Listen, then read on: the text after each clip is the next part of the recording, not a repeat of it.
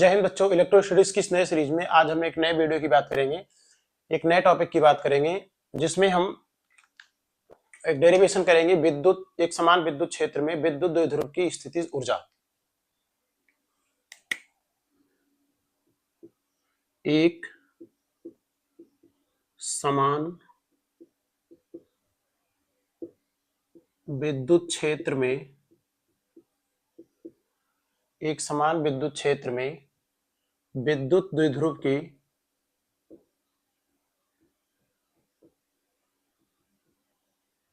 एक समान विद्युत क्षेत्र में विद्युत द्विध्रुव की स्थितिज ऊर्जा।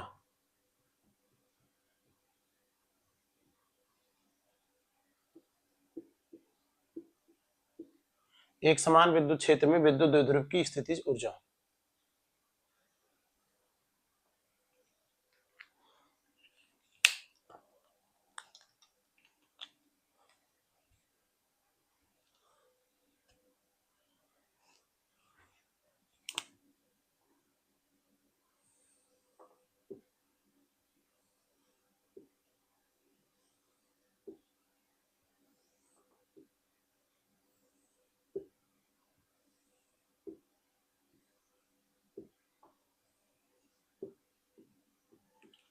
ये एक समान विद्युत क्षेत्र है,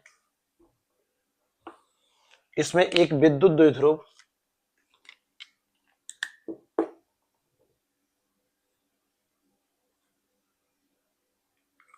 प्रारंभ में θ1 कोण पर रखा है। इसमें एक विद्युत द्विध्रुव प्रारंभ में θ1 कोण पर रखा है। इस द्विध्रुव को θ1 से θ2 तक विस्थापित किया जाता है।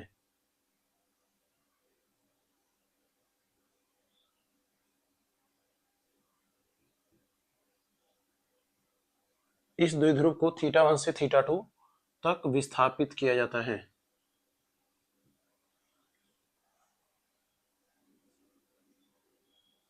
तो विद्युत द्विध्रुव को एक समान विद्युत क्षेत्र में θ1 से θ2 विस्थापित करने में जो कार्य किया जाता है वही विद्युत द्विध्रुव की क्या कहलाती है? स्थितिज ऊर्जा। तो पहले हम इसका परिभाषा लिख लेते हैं कि विद्युत क्षेत्र में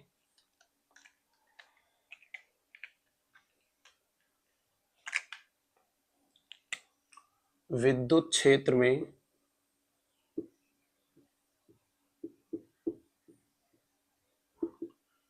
विद्युत द्विध्रुव को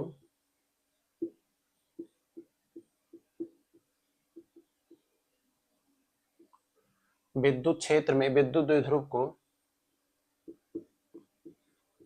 θ1 से θ2 तक विस्थापित करने में विद्युत क्षेत्र में विद्युत द्विध्रुव को θ1 से θ2 तक विस्थापित करने में जो कार्य किया जाता है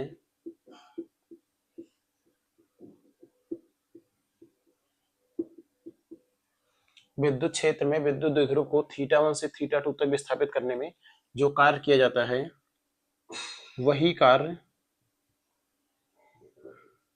द्विध्रुव की स्थितिज ऊर्जा कहलाती है, या वही कार्य द्विध्रुव की स्थितिज ऊर्जा के बराबर होती है। वही कार्य विद्युत क्षेत्र में विद्युत द्विध्रुव को θ1 से θ2 तक विस्थापित करने में जो कार्य किया जाता है वही द्विध्रुव की स्थितिज ऊर्जा कहलाती है।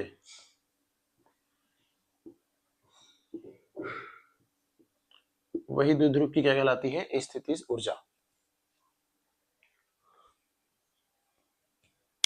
तो विद्युत क्षेत्र में विद्युत द्विध्रुव को θ1 से θ2 तक विस्थापित करने में जो कार्य किया जाता है वही कार्य क्या कहलाती है? विद्युत स्थितिज ऊर्जा। अब हम इसका सूत्र निकाल लेते हैं।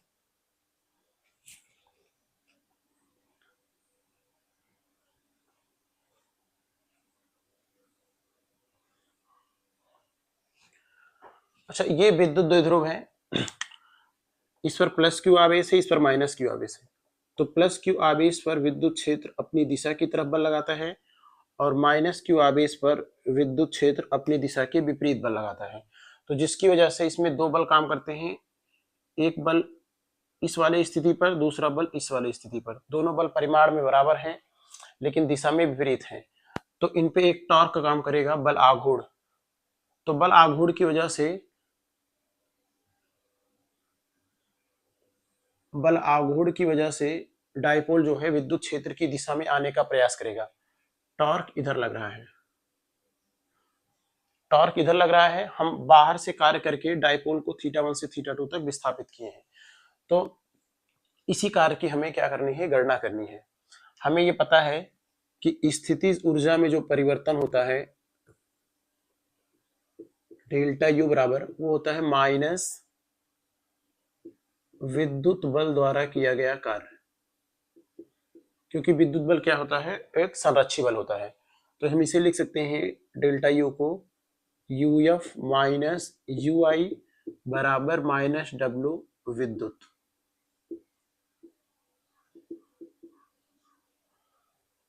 अच्छा, यहाँ पे जो इनिशियल है वो θ1 है और जो फाइनल है वो क्या है, θ2 है।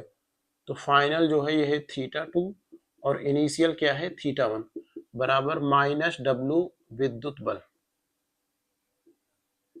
अगर हम इस निकाय में विद्युत बल द्वारा कार्य निकाल लिए तो कार्य को ला करके यदि हम यहाँ पे रखेंगे तो हमें क्या मिल जाएगा, ऊर्जा में परिवर्तन। इसे हम मान लेते हैं समीकरण 1।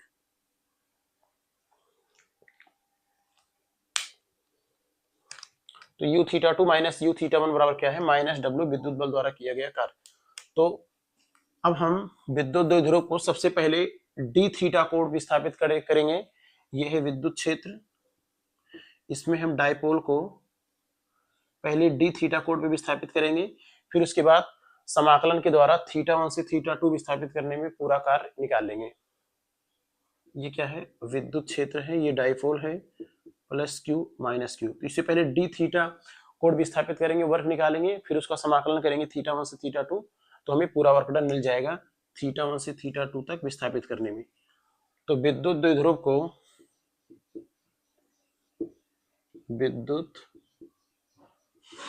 द्विध्रुव को सूक्ष्म कोण डी थीटा तक विस्थापित करने में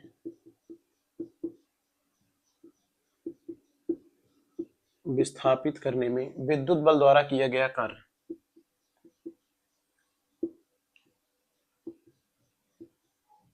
विद्युत बल द्वारा किया गया कार्य। तो कार्य क्या होगा, कार्य का सूत्र होता है बल गुणे विस्थापन इंटू कॉस थीटा। लेकिन यहाँ पे जो विस्थापन है वो क्या हो रहा है, यहाँ पे कोणीय विस्थापन है, और बल जो लग रहा है यहाँ पे कौन सा बल लग रहा है, बल आघूर्ण। तो डी डब्ल्यू बराबर बल क्या है, बल आघूर्ण है, और विस्थापन क्या है, डी थीटा। तो कार्य का सूत्र हमें पता है, कार्य बराबर होता है बल गुणे विस्थापन इंटू कॉस थीटा। बल गुणे विस्थापन इंटू कॉस थीटा। तो यहाँ बल की जगह पे बल आघूर्ण है, विस्थापन की जगह पे कोणीय विस्थापन है, इंटू कॉस थीटा। और थीटा कितना है, थीटा है 180, क्योंकि बल टॉर्क इधर लग रहा है और डिस्प्लेसमेंट इधर हो रहा है। और ये कार्य किसके द्वारा निकाला जा रहा है, विद्युत बल द्वारा। तो डी डब्ल्यू विद्युत is equal to cos theta मान होता है, कॉस 180 अंश मान होता है -1, कॉस 180 अंश का मान होता है -1, तो माइनस टाउ डी थीटा। तो हम विद्युत बल द्वारा विद्युत द्विध्रुव को सूक्ष्म कोण डी थीटा तक विस्थापित करने में कार्य का मान निकाल लिए हैं। अब हम समाकलन के द्वारा θ1 से θ2 विस्थापित करने में कार्य की गणना कर सकते हैं।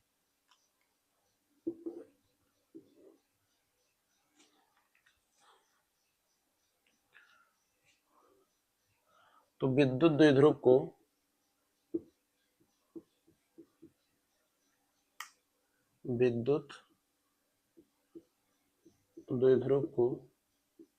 θ1 से θ2 तक विस्थापित करने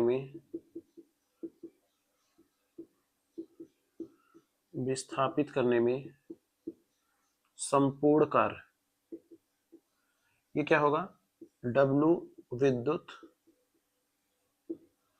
बराबर इंटीग्रेशन डी डब्ल्यू थीटा 1 से थीटा 2।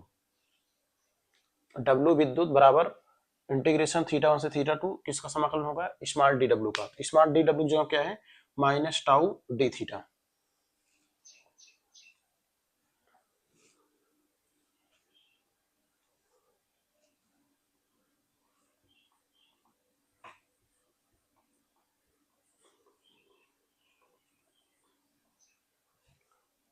तो डब्ल्यू विद्युत बराबर इंटीग्रेशन थीटा 1 से थीटा 2 और टाउ डी डब्ल्यू जगह पे है टाउ डी थीटा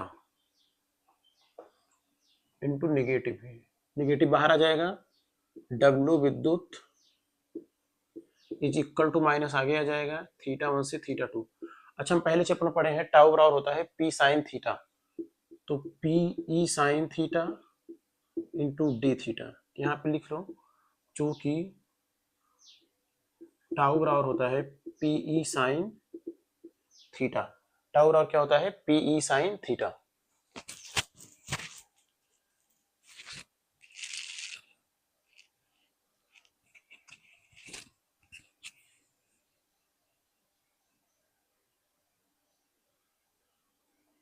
तो डब्ल्यू विद्युत इज इक्वल टू माइनस, अच्छा P कांस्टेंट है, E कांस्टेंट है, बाहर हो जाएगा, तो थीटा 1 से theta 2 into sine theta into D theta. तो W विद्युत बराबर माइनस PE साइन थीटा का जो समाकलन होता है वो होता है माइनस कॉस थीटा। लिमिट कहाँ से कहाँ तक, थीटा 1 से थीटा 2। तो W विद्युत is equal to minus PE, एक माइनस ये है, माइनस माइनस क्या हो जाएगा प्लस,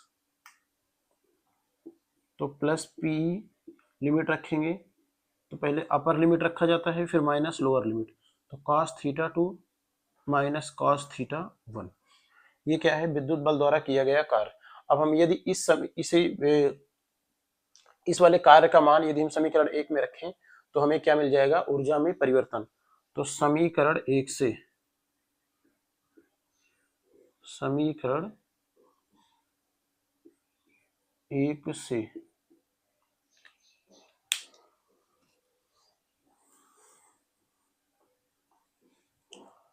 तो समीकरण 1 से क्या है, u theta 2 minus u theta 1 बराबर माइनस डब्ल्यू विद्युत,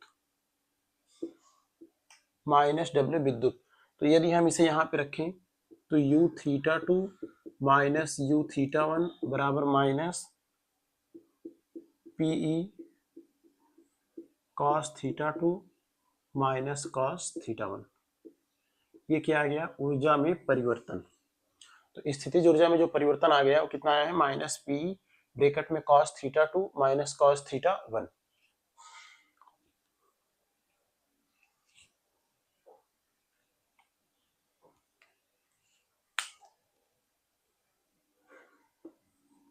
अच्छा जब भी हम स्थितिज ऊर्जा का मान निकाले हैं तो एक स्थिति को हम जीरो मानते थे। इसके पहले वाले वीडियो में जब हम विद्युत स्थितिज ऊर्जा का निकाले थे आवेशों के निकाय के लिए, तो वहां पे जो इनिशियल एनर्जी था वो क्या था, जीरो, जब आवेश अनंत पे था।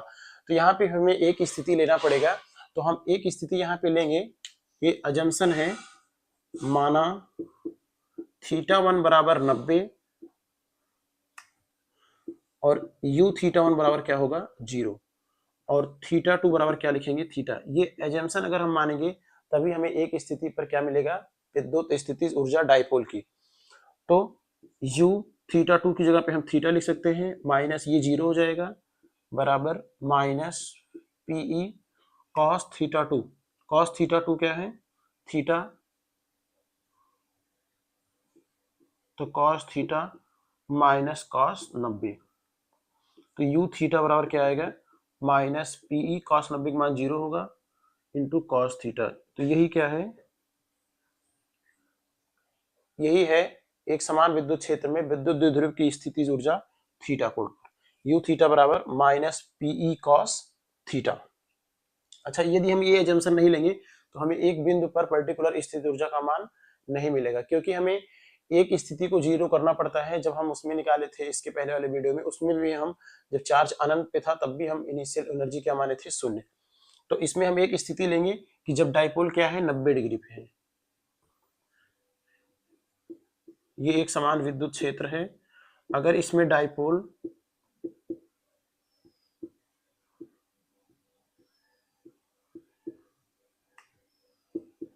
अगर इसमें विद्युत द्विध्रुव 90 अंश पे है, तो हम इसकी एक स्थिति ये मानते हैं कि इस स्थिति में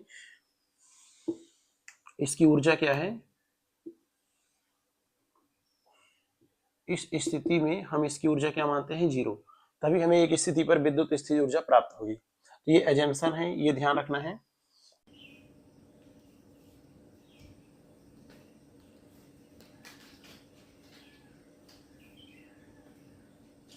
तो एक समान विद्युत क्षेत्र में विद्युत द्विध्रुव की एक स्थिति पर थीटा कोण पर यह है विद्युत स्थिति ऊर्जा। अब हम पढ़ते हैं विशेष स्थितियां।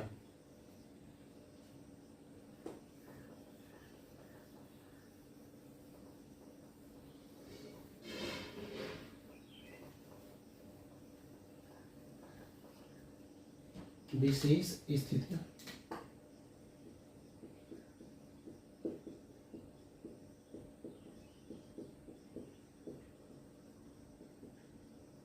ये क्या है, विशेष स्थितियां। पहली स्थिति है जब थीटा क्या हो, जीरो हो। जब थीटा जीरो हो, यदि हम इसे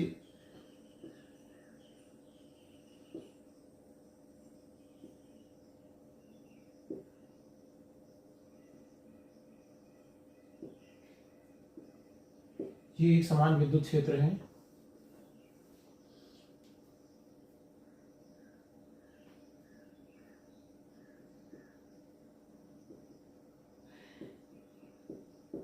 ये विद्युत द्विध्रुव है जिसकी दिशा क्या होती है, माइनस क्यू से प्लस क्यू की तरफ। तो इस स्थिति में थीटा जीरो है। यदि थीटा जीरो है तो हम यहाँ पे अगर नेट फोर्स निकालें तो प्लस क्यू पर विद्युत क्षेत्र अपनी दिशा की तरफ बल लगाता है और माइनस क्यू पर विद्युत क्षेत्र अपनी दिशा के विपरीत बल लगाता है। तो यहाँ पे एफ नेट अगर देखें, एफ नेट, तो एफ नेट कितना होगा, जीरो होगा, क्योंकि जितना बल इधर लग रहा है उतना बल इधर लग रहा है। तो बल परिमाण में बराबर है और दिशा में विपरीत है। तो डाइपोल के ऊपर लगने वाला विद्युत क्षेत्र के द्वारा बल, नेट बल क्या होगा, शून्य होगा। अगर हम टॉर्क निकालें तो टॉर्क का सूत्र होता है टाउ बराबर पीई साइन थीटा। तो टॉर्क पीई साइन और थीटा कितना है, थीटा है जीरो। टाउ का मान क्या होगा, टाउ का मान होगा शून्य। तो एफ नेट का मान शून्य है और टॉर्क का मान शून्य है। अब हम निकाल लेते हैं विद्युत स्थितिज ऊर्जा। ऊर्जा सूत्र होता है U बराबर minus PE cos theta. U बराबर माइनस पीई और थीटा की U बराबर माइनस पीई कॉस जीरो का मान होता है 1। U बराबर कितना आया, माइनस पीई। तो इस स्थिति में विद्युत द्विध्रुव की जो स्थितिज ऊर्जा है वो क्या है, नेगेटिव है। ठीक है, मतलब ये है कि ये क्या है, साम्य अवस्था में है। विद्युत द्विध्रुव क्या है, साम्य अवस्था में है। और साम्य अवस्था में कैसी साम्य अवस्था में है, ये अस्थायी साम्य अवस्था में है।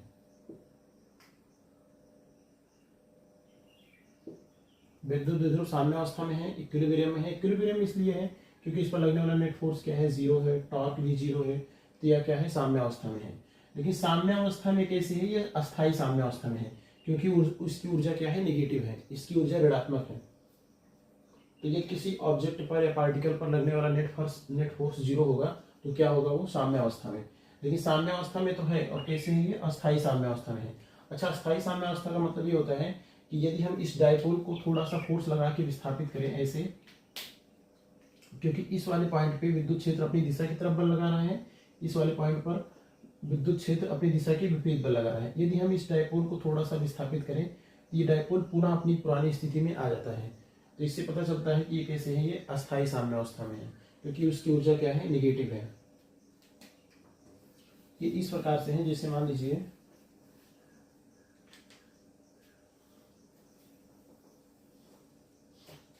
एक बाउल है, इसमें एक बॉल रखा है। यदि हम बॉल को थोड़ा सा विस्थापित करें तो बॉल फिर से अपनी पुरानी स्थिति पर यहीं पे आ जाएगा। यदि हम इसे यहाँ विस्थापित करें घूम के पुनः यहीं पे आ जाएगा। यदि हम इधर विस्थापित करें फिर से बॉल किधर आ जाएगा, इधर आ जाएगा। तो इस स्थिति में बॉल कैसे है, अस्थाई है, अस्थाई साम्य अवस्था में है। हम बॉल को कैसे भी विस्थापित करें बॉल पुनः कहाँ जाएगा, अपनी पुरानी स्थिति पर। ये पहली स्थिति है जब थीटा क्या है, 0। अब हम दूसरी स्थिति पढ़ते हैं जब थीटा 180 अंश हो।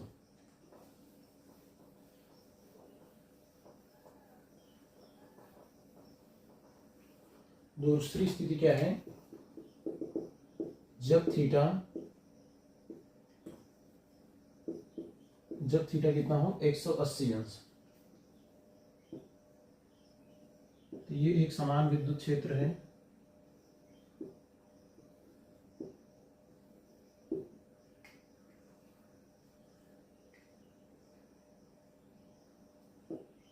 ये एक समान विद्युत क्षेत्र है।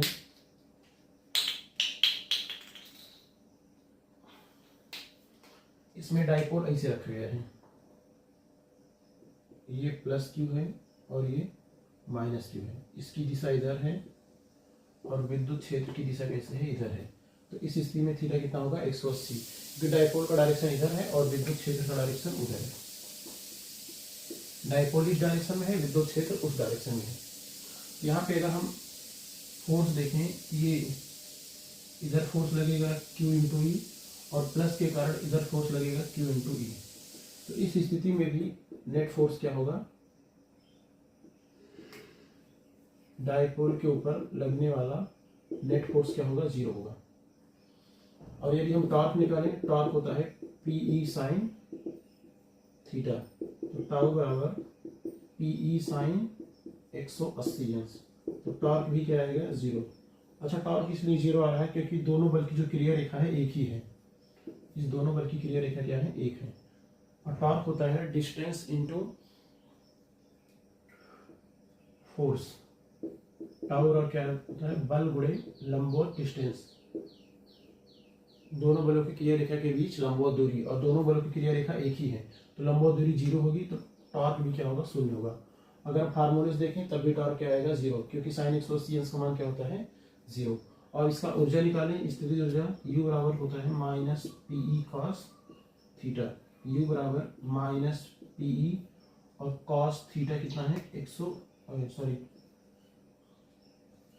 थीटा कितना है, 180 अंश।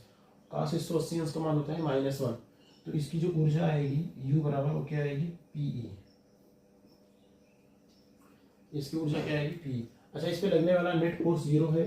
ये कैसे होगा, ये होगा साम्य अवस्था में, क्योंकि इस पे किसी प्रकार का कोई फोर्स नहीं लग रहा है, तो साम्य अवस्था में होगा। और इसकी ऊर्जा पॉजिटिव आई है, इसलिए यह अस्थायी साम्य होगा। कैसे होगा, ये अस्थायी साम्य। इसके पहले क्या था, इसके पहले भी नेट फोर्स 0 था, वो भी साम्य अवस्था में था, लेकिन वो कैसे था, अस्थायी साम्य अवस्था में। इस बार भी क्या है, ये अस्थायी साम्य अवस्था में। अस्थायी साम्य अवस्था का मतलब ये है, यदि हम इस डाइपोल को थोड़ा सा विस्थापित करें, इसकी स्थिति से, इनिशियल स्थिति से थोड़ा सा अगर विस्थापित करें इस प्रकार से, तो ये डाइपोल पूरा पूरा घूम जाएगा। क्योंकि अगर हम इसे विस्थापित करेंगे तो प्लस क्यू आवेश पर विद्युत क्षेत्र अपनी दिशा की तरफ बल लगाता है और माइनस क्यू पे अपनी दिशा की तरफ, अपनी दिशा के विपरीत बल लगाता है। तो ये क्या होगा, डाइपोल इस प्रकार से घूम जाएगा। यदि हम इसकी पुरानी स्थिति से इसे थोड़ा सा भी विस्थापित करें तो डाइपोल पुनः क्या हो जाएगा, घूम जाएगा। ये इस प्रकार से है, जैसे यदि हम एक बाउल है, इस पे, इसके ऊपर यदि हम एक बॉल रखें, ये क्या है, ये अगर यहाँ स्थिर है तो साम्य अवस्था में है, लेकिन यदि हम इस पे फोर्स लगा दिए, ये अपनी पुरानी स्थिति से क्या आ जाएगा, नीचे आ जाएगा। ये कैसे है, ये अस्थायी साम्य अवस्था में है। साम्य अवस्था में तो है, लेकिन कैसे है, अस्थायी। और इसके पहले वाला जो था वो भी साम्य अवस्था में था, लेकिन वो कैसे था, अस्थायी साम्य अवस्था। ये दूसरी स्थिति है। अब हम तीसरी स्थिति देख लेते हैं, जब थीटा कितना हो, 90 अंश हो।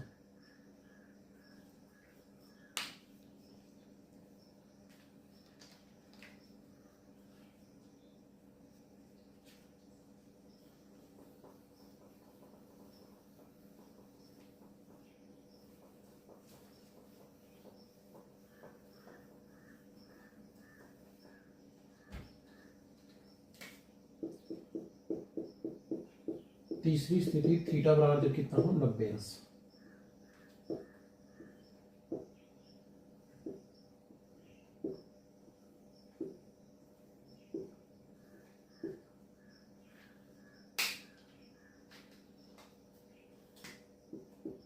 एक समान विद्युत क्षेत्र है, इस पर प्लस क्यू आवेश है, इस पर माइनस क्यू आवेश है, डाइपोल डायरेक्शन क्या होगा ये।